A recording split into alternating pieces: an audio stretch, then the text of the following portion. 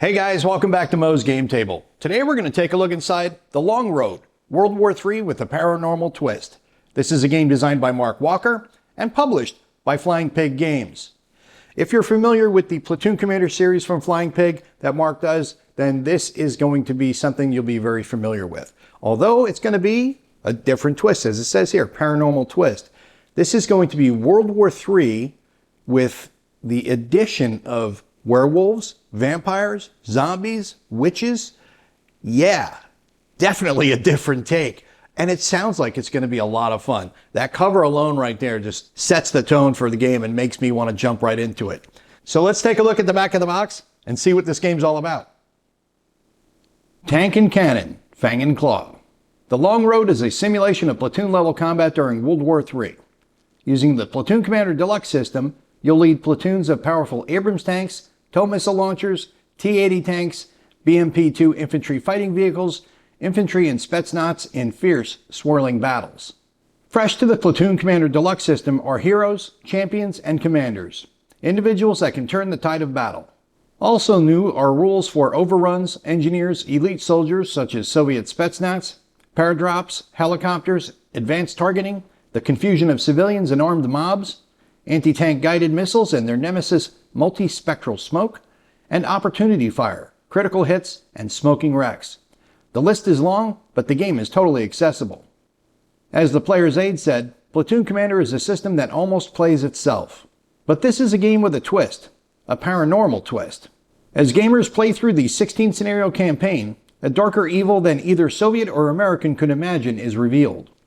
Soon both sides will find themselves fighting not only tanks and infantry, but also vampires, werewolves, zombies, and witches. But what if you don't like mixing our paranormal chocolate with your realistic peanut butter? No problem. Many of the campaign scenarios don't include paranormal entities, and we've also stuffed the second scenario book with nothing but realistic scenarios in the box. The Long Road includes something for every gamer. You can see at the top an example of the map and the counters. And the contents, we get 3 mounted 17 by 22 inch geomorphic game boards, 7 die-cut counter sheets, 63 action cards, full color rulebook, 2 full color scenario books including 2 solitaire scenarios, 2 player aid cards, and the game is for ages 14 and up, and it is obviously for 1 to 2 players, and the playing time is 2 to 5 hours. So let's take a look inside and see what we get.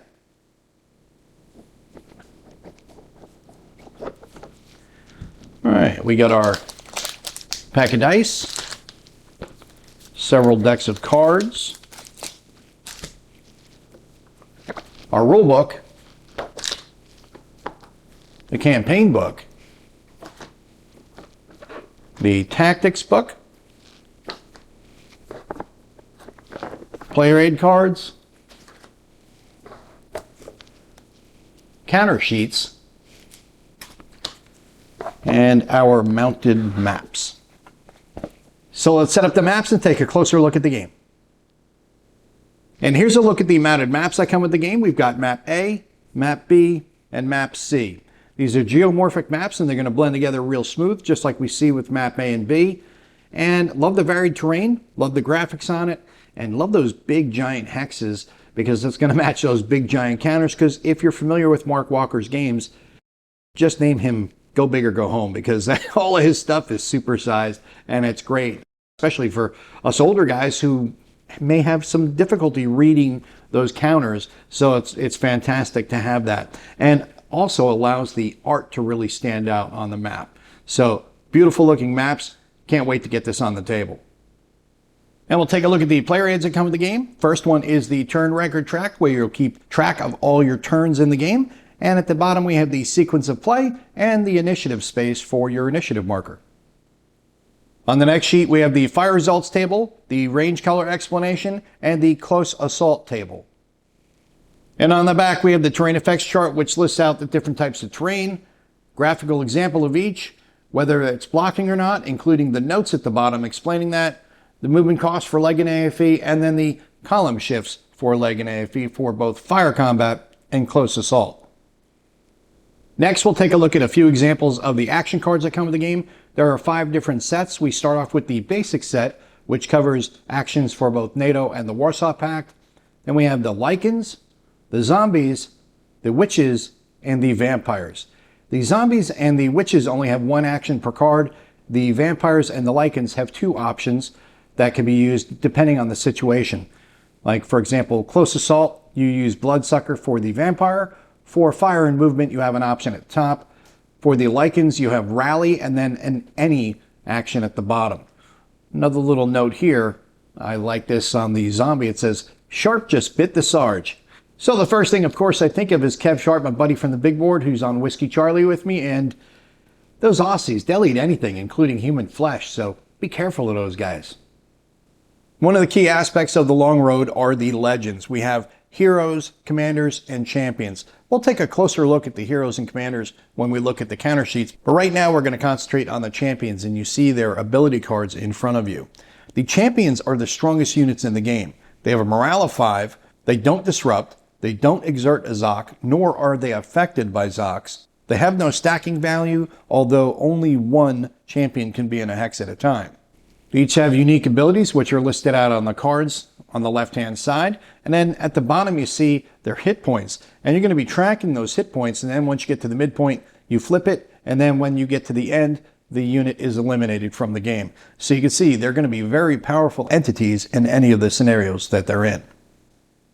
Next, we'll take a look at the counter sheets that come with the game. These units are all kind of mixed in on each sheet. So we'll just look through them as we go along. We've got zombies on the left-hand side. The Lycan clan here in green, which is going to be not only werewolves, but also militia members, which are humans that protect the werewolves. We've got refugees, some admin counters, and then we've got the leaders here and commanders for both the Soviets and the US. Remember, I talked about before the 3 legends that are in the game. We've got heroes, commanders, and then you've got the champions, which we looked at with the special cards, and then you have one of them there, Tentani. The commanders, for example, Dramonovich, there he's got the tank icon next to him. He's a tank commander. Then you've got Hudson over here. He's a hero. He's got the rifle icon to the right. Heroes are just like any other unit out there, but they do have some special abilities, and they can act as part of a team or individually. Commanders are attached to a vehicle, and the commander will have some special abilities which are added to their vehicle in combat. And you'll notice the 3 numbers at the bottom. You've got your high explosive factor on the left, which is your combat factor. In the middle, you have your movement factor, and then you have your close assault factor on the right-hand side. On the next sheet, we have some Soviet vehicles, US vehicles, some admin counters, and East German units on the right-hand side. On the next sheet, we have the Soviet units, including T-80s, T-64s, BMP-1 and 2s, and ATGMs. Then we get to the US forces, M1 Abrams, M113s, M2 and M3 Bradleys, infantry, M551 Sheridans, and M60A3 Patton tanks, as well as everybody's favorite aircraft, Burt, as I call them, the A-10 aircraft, along with some administrative counters at the bottom. Some more Soviet and US forces, along with administrative counters. On the next sheet, again, some more Soviet forces and administrative counters. And on the last sheet, we get to the vampire forces, some more Lycan forces. We've got some more zombies. These are called pukers. And then we've got some administrative counters to finish out the counter sheets. Next, we'll take a look at the rules. This is a 34-page full-color rulebook. Inside of the front cover starts with the table of contents listing out all the rules and their associated page numbers. That goes on for a couple of pages. Then we get into the backstory, what is leading up to this situation. It's 1985, alternate universe, alternate timeline, alternate locations, everything, including the fact that we've got World War III with a paranormal twist. Then we get into the general concepts, the dice, game pieces, that explains how to read your counters, which we already talked about when we looked at the counter sheets. And then we get into the different types of unit stacking, and then leg units, armored fighting vehicles, and unarmed vehicles. Legends, which we talked about. Remember the heroes, the commanders, and the champions. Then we have eligible combatants, the action cards, which we've looked at, winds of war, and then the outline of play starts on page 8. Start off with drawing your action cards. You have your rally phase, fire phase, movement phase, close assault phase, and then the housekeeping phase. Then we also have an aid and focus phase. Then you advance the game turn marker. Then it explains all the phases here: aid and focus, focus marker, aid marker, focus and marker elimination, fire combat. We get into the Fire combat part, remember you have different types of combat. You have your high explosive fire, then you have your close assault. So you can fire at range, and you can also fire up close when you get into close assault. You have your results of combat, hits on champions, critical hits, wire-guided missiles, opportunity fire, moving fire, gun and run, overwatch, flanking fire, multiple attacking combatants, movement, transporting your combatants. If you're familiar with the Platoon Commander series, like I said, it's using that system, so you're going to feel very much at home. Similar to World at War from Lock and Load, which was originally done by Mark when he had Lock and Load. Then you have your minimum movement rules, zones of control, overruns, line of sight. That's all explained to you along with graphical example. Close assault, retreat and advance after assault in combat, flanking, same hex assault, your fire support, artillery, DPICM, ADM, blast markers, airstrikes, fortification and bridging equipment, minefield removal, improved positions, wires, anti-tank ditches, bridge lane equipment, helicopters. You've got a couple different modes, flying, hovering, and landed. Helicopters as targets, and then your helicopter line of sight. Pop-up attacks, which is an optional rule. Helicopters as transports. And then we get into civilians, which, of course, when you have a World War situation, civilians are always going to be problematic for the forces because they're going to be clogging up roadways and things like that. Then you also have armed mobs. Then we get into the paranormal entities and humans. We've got the zombies, and it's going to explain to you how they all work, including the puker. And it says here, one of the first zombie mutants. At first, we thought the pukers were just bigger zombies. Then they opened their mouths. Pukers can launch a stream of acid bile for up to 20 feet. The acid will melt flesh from the bones and even cut through the advanced armor of warring armies. So basically, they sound like shuffling aliens from Alien, which is pretty nasty. Then we get into the Lycans, the clan and Lycan combatants, then the vampires. Vampires, the Coven, and their combatants, and then the humans that also will be fighting alongside them. Then we get into the action cards, how to use those. The Lycan clan, the Vampire Coven, Yudvoski, then the zombies. Yudvoski is one of the witches. Then we have the ability icons. Remember, you saw on the counter sheets, you have those little icons to the left-hand side of the counters, and then also on the champion cards. So there's some symbology that you'll have to be paying attention to in the game, but you do have an easy guide here in the back. Then we have the sequence of play and rule summary on page 35, and that goes for a couple pages. And then here there's examples of play and designer notes. Scan the QR code on the right-hand side here to get that. And then we are at the back of the rules where we have the index. Next, we'll take a look through the campaign book. This is unnumbered, so I don't know how many pages there are. And I'm not going to go through the entire thing in real good detail because this is going to be something a little different. You have events in this game, and I don't want to be showing all the events because that'll give away the story. You have this campaign that you'll be playing through, and it explains all that here to you, your control markers and your events and where you're going to be placing your event markers. And then it gives you the scenario, like for this one here, Scenario 1, Recon.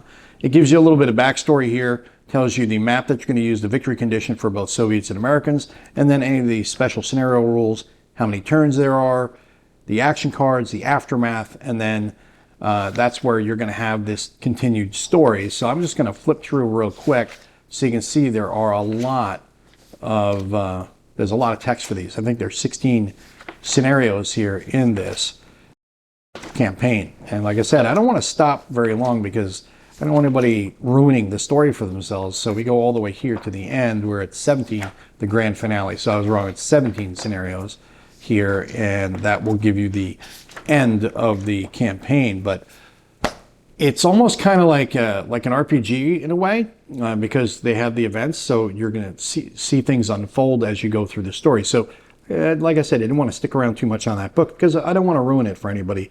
But that gives you a quick glance through the campaign book, which has 17 scenarios in the story. And lastly, we'll take a look at the Long Road Tactics, which are the historical battle scenarios in the Long Road universe. These are not numbered either, so we're just going to look through these real quick. You've got 10 total scenarios. You've got 6 scenarios, which is just going to be NATO and Warsaw Pact, which we'll take a look at here. You've got Land of Confusion. It tells you the map layout, the victory conditions, and the Soviet victory table, the American victory table. Then you have your order of battle, and then your SSRs, the turns, and then any action cards that you'll be using. Then we have Scenario 2, a gaping hole. Same layout. Scenario 3, tank on tank. Scenario 4, Maelstrom. Scenario 5, the incident. Scenario 6, a sideshow. Then we get to the East German scenarios, and this is kind of humorous. It says here, we thought that it might be interesting to add a third nationality to the mix. A smart company would have advertised this during the Kickstarter, but we aren't smart guys, we're just a bunch of gamers. We had 35 blank counters, so Mark shrugged and said, why not? So they put 35 East German units in and added a couple of scenarios. You have Traitor, and then the Queens of Battle, and then we have a couple of solitaire dedicated scenarios. The Valley of Death, and Assault on Gersbach. So we've got 10 different scenarios in here, and these are going to be straight up NATO, Warsaw Pact, no monsters, no nothing. So if you want to play just your standard World War III hypothetical, this is the one to use right here. And that is a look at everything you get inside of The Long Road, World War III with a paranormal twist. This is a game designed by Mark Walker, and is published by Flying Pig Games. As you can see here, there is a lot of game in this box. You get a 17 scenario campaign set in the Dark War universe, which is what the intent of this game is, the paranormal twist. You've got the World War III between NATO and the Warsaw Pact. That gets sent sideways with the addition of these monsters, zombies, werewolves, vampires, and witches. If you don't like that, you could play your standard traditional war game by just playing these scenarios in the historical battle scenarios. You get 10 of them there. So you get 27 scenarios in total. This is going to be a story. This is going to be just individual set piece battles. You're just not going to have the monsters in that one if you don't want them, but you get the best of both worlds here, and I think that's fantastic. And I know not everyone is going to be keen on the idea of having zombies and werewolves in a World War III game, but you know what? Sometimes you just got to kind of throw caution to the wind a little bit and have some fun. I love World War III games. I'm a big fan of modern and World War III. This is definitely off the beaten path, but it sounds like a lot of fun. And I've played Mark's games. We've all played Mark's games. They're fun games. You add in some different elements and hey, it gives you a different challenge to deal with. And one of the angles I love about it is one of my favorite movies is Dog Soldiers, which is a bunch of British squatties that are out in the woods and they basically end up in a siege at a house being besieged by a bunch of werewolves. If you've not seen it, strongly recommend checking it out. It is a fun movie. Turn off the common sense. Don't think about it and look at it in realistic terms. I mean, there were werewolves involved, guys. Come on. But it's a lot of fun. There's a lot of lines from other movies. The guys that are in it are fantastic. The action's awesome. And there's just a lot of one-liners. And Spoon is the man. You'll see what I'm talking about if you see the movie. If you've already seen the movie, you know what I'm talking about. But definitely looking forward to getting this one on the table and having a lot of fun with it. And as a special, Mark and I are talking about getting together and doing an online stream of a gameplay using Tabletop Simulator. So look for that here pretty soon. Well, I hope that helps you guys out if you'd be curious about this one. If you have any comments or questions, post them down below. Thanks for tuning in, guys. See you next time.